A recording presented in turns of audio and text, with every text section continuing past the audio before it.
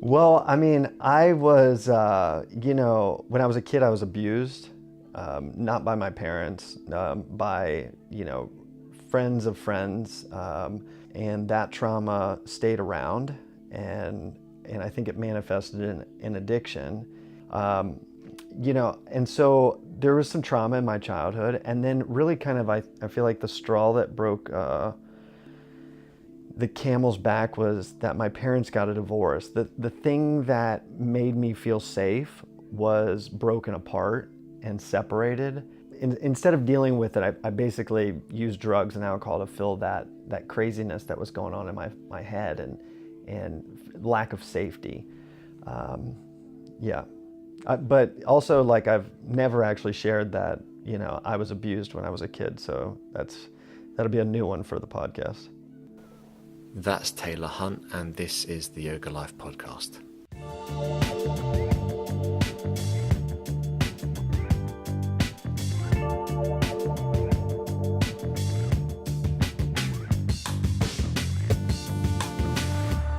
Hello, welcome back. I hope you had a good week. This week I got with me Taylor Hunt. I first heard about Taylor through his podcast, Heartbreak Kids podcast.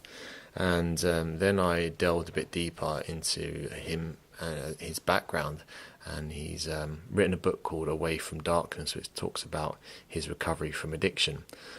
Taylor is... I was quite nervous for this one, actually. I don't get nervous for most podcasts, but from his Instagram and advert he did with Arm Apparel and obviously the book, I had the impression that he was quite an intense character. And... it ended up it being a very powerful podcast. I think you'll really enjoy it. But he was extremely easy to talk to, really nice guy, and I made sure that I prepared as best I could. So I think I learned a lot. I'm preparing a lot more of my podcast now, and I think it's getting more value for you guys, for the people that are listening. So I hope you enjoy learning more about Taylor. It's not all really serious stuff. I do ask kind of silly questions as well, like why he has so many tattoos, for example, and I haven't got any, and maybe I need to.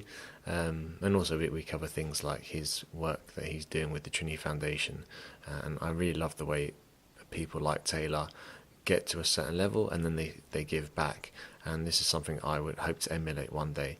So I hope you enjoy it. As always, if you could leave me a review on iTunes or Stitcher, it really helps. And enjoy. Hey Taylor, how's it going? Good. How are you? I'm good, thank you. Thanks so much for taking the time out to speak with me. Yeah, no problem. It's a pleasure. Yeah. Where are you now? I'm out. Actually, just got done teaching, and I'm at home. In Ohio? Yes, in Columbus, Ohio. Oh, nice one. Okay. Because you've been traveling around. Well, you travel around a lot, don't you? Where was the last place you were? Oh, you're going to put me on the spot. The last place I was in Atlanta. Okay. Yeah, I do travel quite a bit, after kind of writing my book and doing a lot of, kind of like promotions and things like that. With regard to that, like, it's got me the opportunity to go around and teach other communities. Yeah. The book, Away from Darkness, is it going to come out on Audible? I've been asked that a bunch of times, and I think we're like in the process of figuring that out. I don't think it's very hard. I just have to read it and find the time to do it, if you know what I mean. So. Yeah. And would you do the audio yourself? Yeah, I think it makes sense. I mean, it's such like an emotional book that I think that the reader hearing my, my voice and the struggle through it, I think it will make it that much more impactful, to be honest with you. Yeah, yeah. And you have all the equipment, the audio equipment anyway, so from your podcast. So I first came across you through the podcast, and that's something that I messaged you on Instagram. That's how people network these days, through Instagram. Of course. And I love your podcast. What I was thinking was, you spend so much time interviewing people. How often do people interview you? And then I actually came across the podcast you did with Man Talks. which Yeah. was brilliant. Which was brilliant, and I found it really interesting. A bit of a superficial question to start off with, Sure. but why do you have so many tattoos? I don't have one. I feel like I need to sort it out. Yeah, you do need to get one. No, I'm just kidding. It's like a rite of passage, you know. In the yoga community, you got to get one, Yeah. and then you get two, and then you'll look like me. Yeah, you know, when I drank and used drugs, Mm. what I found was when I was sober is that what I was trying to fill, the the void that I was trying to fill was like this God-sized hole, and I was trying to fill it with like spirits, like alcohol, you know, things like those. What I was really looking for was a connection to my higher power. And when I got sober, I basically started on this quest to figure out what my higher power is, what my God is, basically. And from that, you know, I studied Christianity. I studied really all of the religions, Buddhism, Hinduism, all of them. And as I was studying them, I would be so like, you know, because I do things kind of like, I don't want to say compulsively, but I get really into subjects. Like, I mean, if it's anatomy, I get into anatomy like really deep. If it's yoga, I get into it really deep. If it's religion and spirituality, I get into it really deep. And my tattoos represent the time of when I was trying to find my higher power.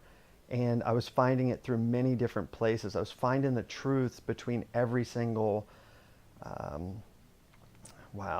every single religion and every single like spirituality. I was finding that truth in all of them, and I come to realize that I believe in all of them. There's a truth that goes beyond any of them, that is speaks to me on a very deep level. And that's what I was trying, when I was using drugs and alcohol, that's what I was looking for. And that's why I have tattoos of you know, religious tattoos. Basically, I have crosses, I have Hindu deities, I have Buddhist things, I have Islam things, I have Sufism stuff. Like, I have all of them. And so yeah, so it's not really a superficial question, even though my tattoos are superficial. It's actually very deep meaning for me, because it basically shows my evolution, my growth. And it's interesting the point you made about they represent many different things, but they all have a similar message. And I suppose that is connection, not just to yourself, but also to something, a higher power. And I think a lot of people go to yoga for that reason. And it's, I mean, I was from researching and reading more about you, I was never had I'd say an addiction to anything, but I don't drink alcohol anymore, I don't take drugs anymore. But because I feel that I can kind of get a similar feeling in if I do like a really intense practice, is without the hangover. Sure. which is nice. For you and your spirituality, how would you describe that? So you brought up as a Christian, perhaps. I'm assuming you have an Irish background with the name Hunt. Yeah. And so what's your spiritual practice now, apart from yoga? Do you go to church or anything like that? Yeah, there's been times where I've gone to church. I mean, you know, besides yoga, I mean, obviously I do meditation, I do japa meditation and those kind of things, just to kind of keep me right-sized and centered. But I mean, I go to the 12-step program, and I find a lot of my spirituality there, because what I found is that all of those people kind of like believe how I believe, and we're through the similar studies, or excuse me, not studies, struggles. And so there's like this common bond between us. And a lot of times my higher power speaks through people today. I don't hear any voices of like God speaking to me, thank God, right? But I mean, I hear people in those rooms, and the people in the yoga communities, and And the religious communities speak to me like like on a very deep level. And so there's been times where I've went to church. There's been times I've went to monasteries. There's been times where I've really dialed into japa meditation, chanting ohms, or chanting to a particular deity or whatever. And so I mean, it's kind of a wide range, but it's stuff that I go back to or continue to do like all the time. So. And the 12-step program, is that something you still go to? Yes. Right. And what stage are you at now with what step? I mean, I have 12 years of sobriety, and Right. I go to continue to check in, and I go to I go to be reminded of like what it was like when I was drinking and using. And so like when people walk in to the room and they basically are coming right off the streets, or they're 2 days sober or 4 months sober, it's like that recognition of like, wow, look at where I am, and look how I can help that person in order to help them get to where I am. And so I don't always go for myself. A lot of times I go for other people, but there's been times where I'm like, hey, you know what? I don't feel connected right now. And when I go to those meetings, and when I dial into that, or dial into church and my meditation, all of that stuff, I get depth. I get like that connection, and so I continue to go because it helps my soul. And really, addiction is I get a daily reprieve. I get a daily reprieve from like the disease of alcoholism and drug addiction. And I'm lucky. I'm one of the lucky ones. I'm one of the ones that have made it out. And it's a daily thing where I'm triggered by things or thought patterns that occurred like way back when. And today I'd like to say that I'm about 5 bad decisions away from drinking and using. Where when I was first getting sober, I was 1 bad decision away from drinking and using. So I have a support system today. And so I continue to rely on that support system, and it really gives me what I need. Yeah. Well, where did this all stem from, this addiction? I mean, because I've seen a fascinating TED talk that talked about everything we don't know about addiction, saying that it's essentially we're filling an emotional void. It's not like you some drugs can be chemically addictive, but mostly they're psychologically addictive. So what happened to you in your life psychologically that made you seek that comfort in drugs? Oh man. Well, I mean, I was, when I was a kid, I was abused, not by my parents, by, friends of friends. I was taken advantage of. There was a bunch of bad things that happened in my childhood that I wasn't very proud of, and I also didn't have the wherewithal to deal with those things, and that trauma stayed around, and I think it manifested in addiction. And it also like I'm pretty much a type A person, and so I live life a little like hard and fast. I mean, I still do this kind of today. I mean, as you can tell from my teaching schedule, and so there was some trauma in my childhood, and then really kind of I feel like the straw that broke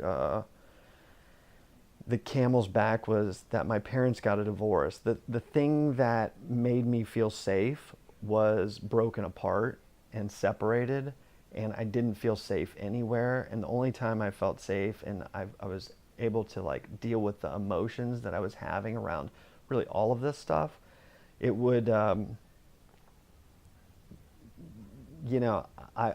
instead of dealing with it, I basically used drugs and alcohol to fill that craziness that was going on in my head and lack of safety. But also, like, I've never actually shared that I was abused when I was a kid, so that'll be a new one for the podcast. Okay, all right. Well, I appreciate that, you sharing. Yeah.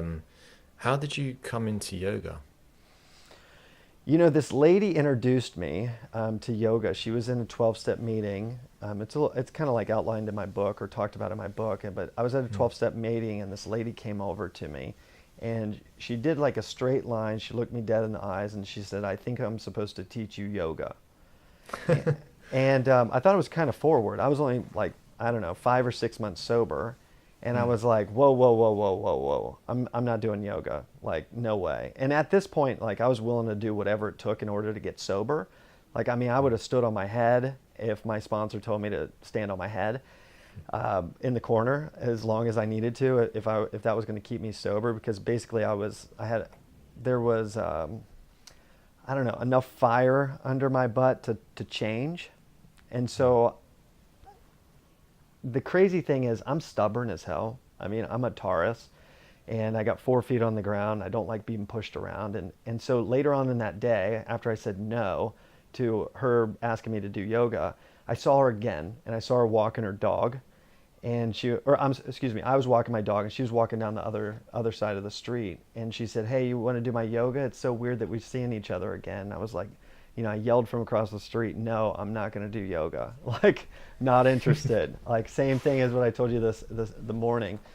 And then the next day I went to another meeting and she was there, and it was kind of like my meeting. It wasn't like her meeting that she normally attends. And and she came up to me and she's like, "Are you sure you don't want to consider doing this yoga with me?" And I was like, "No, I'm not doing this yoga." And so later on in the day, I go to the grocery store or supermarket and I turned down like the Italian aisle, and like I was going to get some pasta and pasta sauce. She was standing there and she's like, "This is so weird. I can't believe that we're seeing each other again." And at this time, like, I basically think that she's stalking me, or like, something's conspiring to like, get me to do this yoga. And so I went to the gas station and I was pumping gas, and this was in the evening of really the next day. And I hear this person whistling, and I thought in my head, I was like, "Oh, this person's like super happy." And I looked, and I'm pumping the gas, and I looked around the gas meter or whatever, and I looked over, and I was like, "It's her again." And she said, she's like, "You want to do this yoga with me?" And I was like, "Fine, I'll do this damn yoga." And I called my sponsor, and he said to me something that I find even today like pretty profound. He said, "What step are you on?" And like in the 12 steps, you basically have to learn how to take the 12 steps and apply them to your life. And I was being given an opportunity, and that opportunity was to like, try yoga and try meditation. And the step that I was working on is the 11th step. And that step basically says that sought through prayer and meditation to improve our conscious contact with God. That's what I had to learn how to apply to my life. And that lady was coming into my life so that I could basically figure out how to apply the 11th step to my life. And once I did that and I said that to my sponsor said, "It looks like you're about to do some yoga." And he hung up the phone on me. He laughed and hung up the phone on me, and I was like, "Yeah, I am about to do some yoga." And I put my tail between my legs and I showed up for that first class, and kind of the rest is history from there. But being a type A personality and, as you said, someone who's stubborn, Yeah. what was your experience like then doing yoga for the first time? Well, I felt vulnerable and I wasn't in control, and so that bothered me. And Yeah. it was only women, and at the time that really bothered me, because like I thought like by doing yoga it was going to show that I was weak or that I was girly or something like that. I think that's maybe I don't know, not proper term, but what I was feeling at that time, but something around those lines, like I was macho or something. Yeah. And so yeah, I didn't like it. I felt vulnerable. I felt like I was kind of cracked open. And I was really uncomfortable and nervous because I didn't know what I was doing. I'd never done it before. The only background I ever had was like sports. Anything that would compare to yoga was only sports. So I didn't know what I was getting myself into. And as a result, I got angry and I'm mad. I kind of stormed out of the yoga studio, and I just didn't want to be there.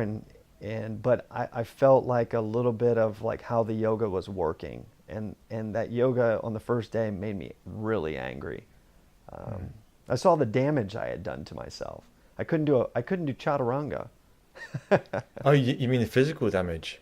Yeah, I mean, I put needles in my arms continuously. I mean, 20, Yeah. 30, 40 a day. Like, I couldn't, I was, 130 pounds, 139 pounds, 150 pounds at the most. And 6'3", and I couldn't do a push-up. She showed me how to do a push-up on my knees. Your lady's a beast. Yeah, seriously. Yeah. And so then what made you go back if they had such a bad experience the first time? Sobriety made me go back. Oh, okay. Yeah, I mean, sobriety, I had to basically investigate it because I knew that I was being pulled in this direction. And, where there's resistance is where you have to go. And my sponsor kind of guided me. I told him about my experience, told him what I was feeling. And he said, all of that stuff needs to be brought up. It needs to be processed, and it needs to be let go of. And it was talking about all of the emotions that I was feeling, all the damage that I had felt like I had done or did do. Yeah, so I was humble enough and doing my program enough that I wasn't able to give it enough thought, because if I gave it enough thought, I wouldn't have ended up at the second class. And the second class was a totally different experience, to be honest with you. Yeah, that what you said though isn't uncommon, particularly for men, because yoga is seen. It's a lot different, it seems to be in the States than it is in Ireland. But in Ireland, it's still seen mostly as a female pastime, and we're still.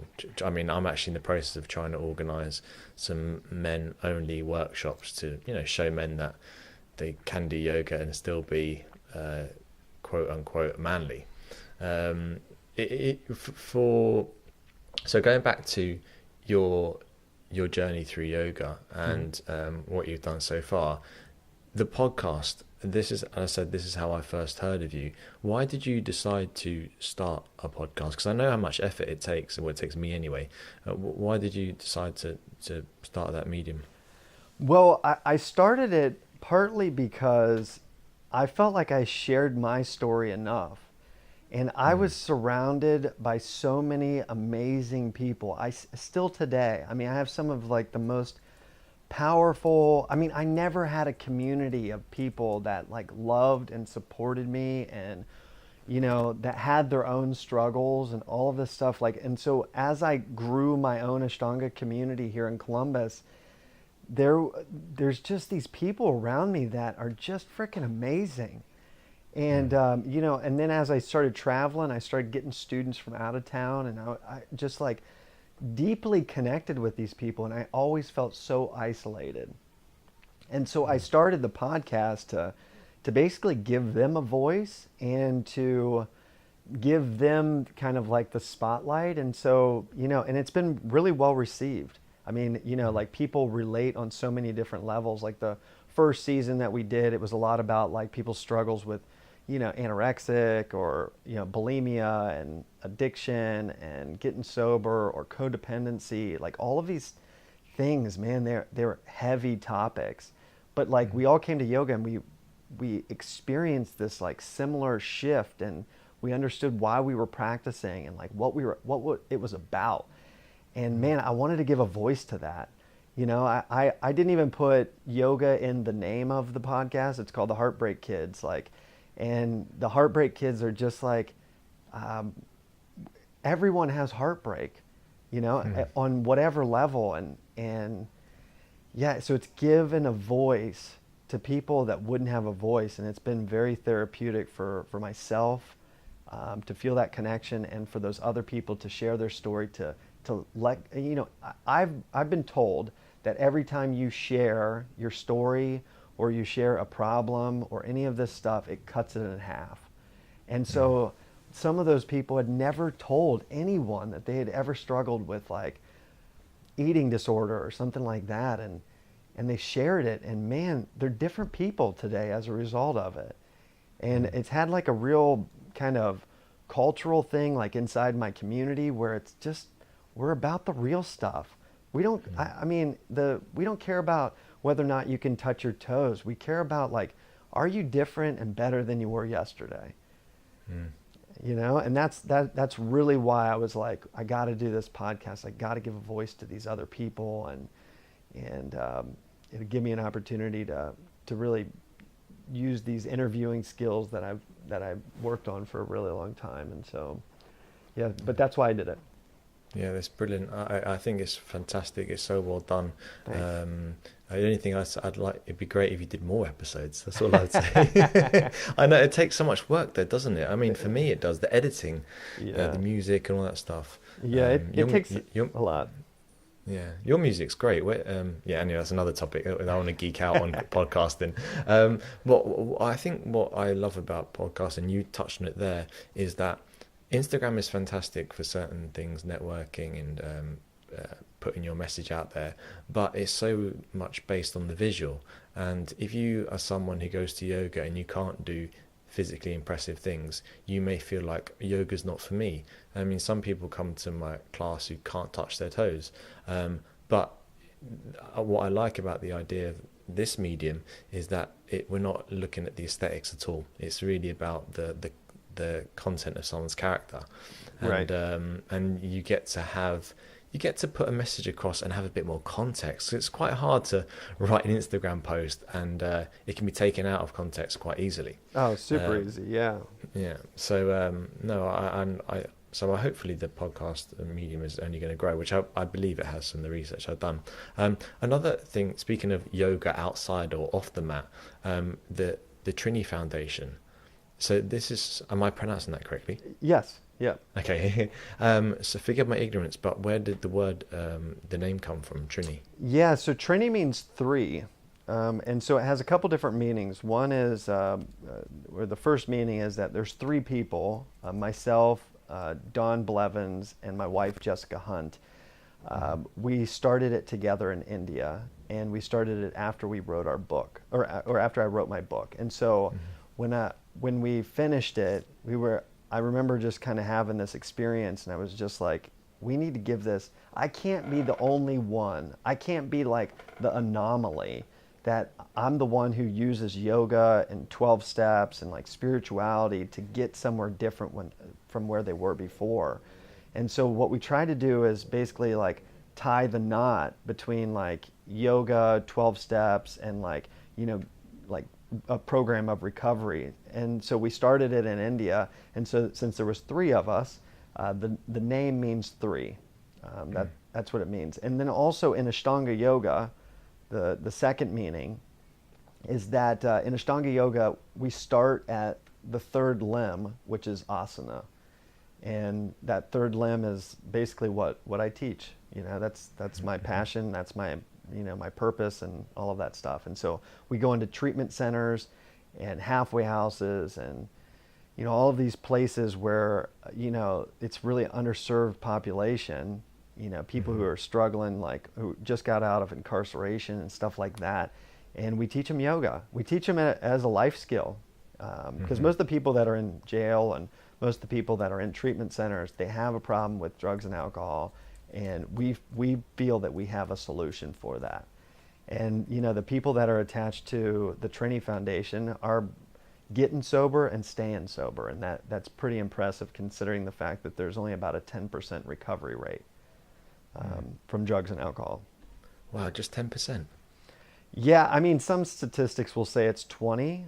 If you're like a pure alcoholic and you're trying to get sober, you're at about 17%. If you add needles or you add fentanyl or any opioid into the mix, it goes down to about 7% chance. Whoa. Yeah, pretty stark, right? I mean, it's pretty dark numbers. But there's a huge amount of research out there right now because it's a serious problem in the United States. And, you know, part of the 12 steps, and it's like a traditional way to get sober, part of the 12 steps is we don't talk about like getting sober. And so it's an anonymity, you know, it's anonymous, you know, it's like, and so I broke that, you know, a couple other people have like kind of broke that mold because there's not enough, not that I'm a spokesperson, I am not, But I do believe that there needs to be more hope and more people stepping up, considering the numbers and the facts are that low. And that's why I wrote my book, and that's why I try and give back with the Trini Foundation, all of that stuff. So. And the Trini Foundation, so it has a presence in the States and in India now, or is it just in the States? Well, so Sharat Joyce, my teacher, he's in Mysore, India. He's an honorary director of it, and he basically helped us design like our kind of like our training program. It's called the Ashtanga and Addiction Forum, and he's supported it the whole time. But it's really in the United States, a little bit in Canada, and it's grown to some like international places. But it's not necessarily in India. It's more in the United States. I mean, the United States right now has the biggest problem in the world. There's no other place that has a worse problem than the United States right now, and particularly because of heroin and opioid and all of that stuff. Why is that, do you think? Well, I mean, I know from just all of my research, and I give talks on this all the time at like board meetings and conferences and things like that. The real problem is that they were prescribing narcotics to things that didn't need narcotics. You get your teeth pulled, something happens, they give you like a narcotic because they don't want you to experience that pain. And as a result, like people got addicted to them. And they're highly addictive. I mean, they would say like, oh, they're not that addictive and take them as prescribed and all of this stuff. Well, if you have any, if you have like the equation in your DNA that says like you have the potential to be an addict, if you give someone narcotics, it's like a speed rail all the way to addiction. And so they were given them more and more and more in the United States until they found out that they were highly addictive, and then they started regulating them. And when they started regulating them, they started reducing the amount that were able to be given to the public, and for what reasons they were being given to the public. And so what happened is anyone who was getting them, all of a sudden they were becoming like scrutinized as a result of it. So they went from like the pharmacy to street drugs.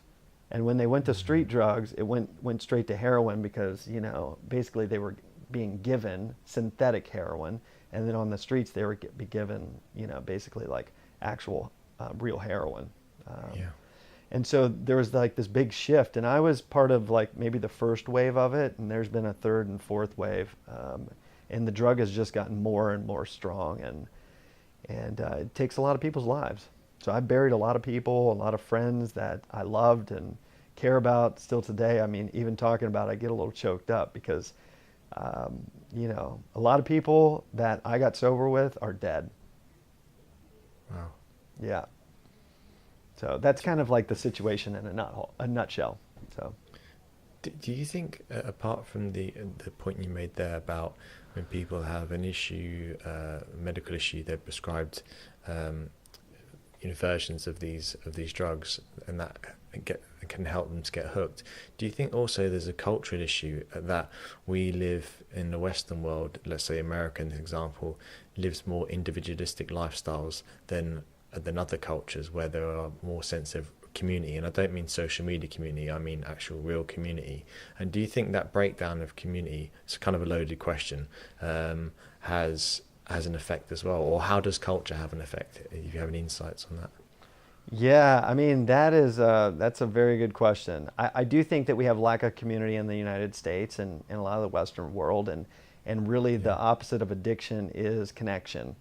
And so, yeah, I do think people can struggle with that. And, if they're so independent that they're isolated. And that is like a breeding ground for addiction, to be honest with you. But the other thing, too, is I don't even think people understand like the consumerism, like, and capitalism, how it has like an impact on, the addictive mind. And so I think that plays a role too. And we're competitive, and we're a little bit more wound up than the Asian countries I've been into, and so it's just like a little bit of a breeding ground for it. And I think that generally speaking, most people don't feel like they're fulfilling their passion and purpose in their lives. And when you don't feel like your job or your vocation is fulfilling your passion and purpose, it breeds unhappiness. And today, a lot of people are experiencing is that they are not happy with their current circumstances, and so they're medicating as a result of being in a job that they no longer want to work at, but they're stuck in it because consumerism and capitalism has got them to a place where they're working for the dollar instead of working to like fill their soul and their heart. And that's the fundamental problem, I believe. People are generally unhappy with where their lives are, and they turn to drugs and alcohol to feel differently than what they currently do. Yeah, and also another thing that adds on to that is that lesson. And this may sound trivial initially, but I don't think it is. I mean, you have a family, you have children, and that's great. But there's so many people I know. I'm 36, and there's so many people I know that are my age or older that aren't married, don't have a family because their career, I have to get going on whatever ladder it is, even if it's in the yoga industry, for want of a better word. Yeah. And I that's making that compounding the issue. I think it's making it worse because we're not we're not procreating. Right. Right. And that's not the same in the birth rates in other countries. It's not the same. So we've gone off on a tangent here. yeah, but I mean, there's been loss of. It sounds like what you're saying is that there's loss of family and family values Definitely. and that connection with your family, and that's what the breeding ground is. I mean, you take ambition and greed, and you take like I'm going to be driving towards like the success ladder, and then all of a sudden like you end up 10 years down the road and you're unhappy with the place that you're at. I mean, all of a sudden drugs and alcohol seem much more appealing.